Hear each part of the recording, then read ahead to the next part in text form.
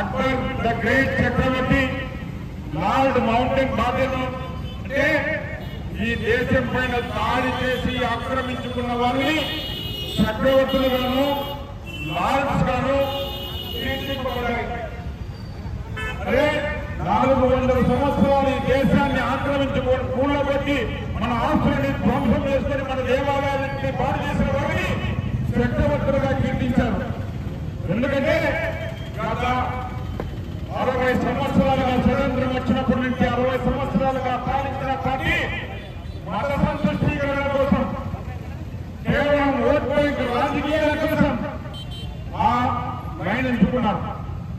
ఈ దేశం కోసం ప్రాణాలు అర్పించిన వారిని, ఈ దేశం కోసం బలిదానాలు చేసిన వారిని, ఈ దేశం కోసం సర్వము త్యాగం చేసిన వారిని పక్కకు నెట్టేశారు. అది చాలా తప్పు. చరిత్రను వక్రీకరించారు అని చెప్పేసి ప్రధాని నరేంద్ర మోడీ గారు ఎప్పుడైతే గొప్ప దేశభక్తులు ఈ దేశానికి ప్రధానమంత్రి అయ్యారో అప్పటి నుంచి ఈ దేశ చరిత్రలో ఈ దేశం కోసం బలిదానాలు చేసిన వారిని, ఈ దేశం కోసం స్వతంత్ర పోరాటంలో ఆస్తుల్ని ప్రాణాన్ని పోగొట్టుకున్న వారిని వాళ్ళని కీర్తించాలి కానీ ఈ దేశ ద్రోహం కాదని చెప్పేసి చరిత్ర మారుస్తూ తాను ప్రధానమంత్రిని చేపట్టినప్పటి నుంచి ప్రతి ఒక్క విద్యార్థికి ఆ దేశం కోసం స్వతంత్రం కోసం పోరాటం చేసిన వ్యక్తుల యొక్క గొప్ప చరిత్రను తెలియజేయాలి. అదేవిధంగా ఈ దేశంలో ఉండే పాత ఆడవాళ్ళు ఏదైతే బ్రిటిష్ వాళ్ళ పేర్లు కానీ లేకపోతే ఆ రోజు దేశం పైన కూడగొట్టిన మహమ్మదీయుల మొదటి పేర్లు కానీ తొలగిస్తూ పోతున్నారు. ఈరోజు ఢిల్లీలో ఉన్న ఇండియా గేట్ లో ఇప్పటిదాకా లార్డ్ ఉండేది. దాన్ని నరేంద్ర మోడీ గారు సుభాష్ చంద్రబోస్ గారి విగ్రహం నిలబెట్టి ఈ దేశం కోసం పోరాడిన వారికి అత్యున్నత గౌరవం ఇచ్చే ప్రయత్నం చేశాం.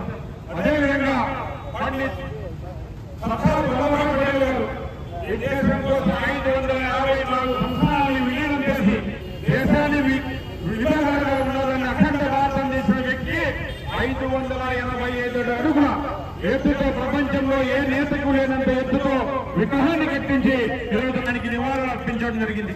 అదేవిధంగా ప్రతి ఒక్కరూ సుభాష్ చంద్రబోస్ అయితేనేమి, చంద్రశేఖర్ ఆజాద్ అయితేనేమి, లాలా లజపతి రాయ్ అయితేనేమి ఎంతో వందలాది మంది ప్రాణాలు పోగొట్టుకున్నారు. చిట్ట చివరికి వచ్చిన వ్యక్తులు మాత్రం పండిత్ జవహర్లాల్ నెహ్రూ గారు కానీ స్వతంత్ర పోరాట యోధులు అని చెప్పేసి ఈ దేశాన్ని పరిపాలిస్తున్నారు. అదే కుటుంబం ఇప్పటిదాకా ఇంకా కాంగ్రెస్ పార్టీని ఏళ్తూ దేశాన్ని సర్వనాశనం చేసింది. కాబట్టి ప్రతి ఒక్కరూ మనందరము ఇంటి పైన, మన సంస్థ పైన, మన కార్యాలయం పైన, మన షాపుల పైన దేశ జెండాని ఎగరేయాలి. ఎప్పుడైతే ఏ దేశంలో ప్రతి ఒక్క పౌరుడికి దేశభక్తి ఉంటుందో ఆ దేశమే పరిగెడుతుంది, అభివృద్ధి చెందుతుంది. అంతేగాని దేశంలో ఉండే ప్రజల మధ్య కులాలు కుంపట్లు పెట్టి, మతాల వంచి పెట్టి ఘోషించి పాలించే దురదృష్టంతో దేశమంతా ఇప్పటికీ కూడా ఇంకా మనం అభివృద్ధి చెందుతున్న దేశంగానే ప్రకటించాం. నరేంద్ర మోడీ గారు 10 సంవత్సరాల కాలంలో దేశంలో ఉండే ప్రతి ఒక్క పౌరుడికి దేశభక్తిని ఇనుమడింపజేస్తూ ఆ దేశాన్ని అభివృద్ధి కాలంలో ముందుకు తీసుకెళ్తున్నారు. ఎక్కడో 10వ స్థానంలో ఉన్న దేశాన్ని 5వ స్థానంలోకి తీసుకొచ్చారు.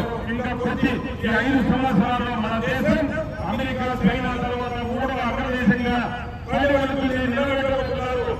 దానికి అందరికీ ఆ ప్రధానమంత్రి చేస్తున్న కార్యక్రమానికి, ఆ ప్రధానమంత్రి చేస్తున్న సంకల్పానికి ఈ దేశ ప్రజలందరూ కులాలకి, మతాలకి అతీతంగా ఆయనకి బాసలుగా ఉండాల్సిన అవసరం ఎంతైనా ఉందని చెప్పేసి ఈ సందర్భంగా మిమ్మల్ని అందరినీ కోరుతూ ఈ కార్యక్రమాన్ని నిర్వర్తించిన యువమోర్చా నాయకులకి మనస్ఫూర్తిగా అభినందిస్తూ ముగిస్తున్నాను.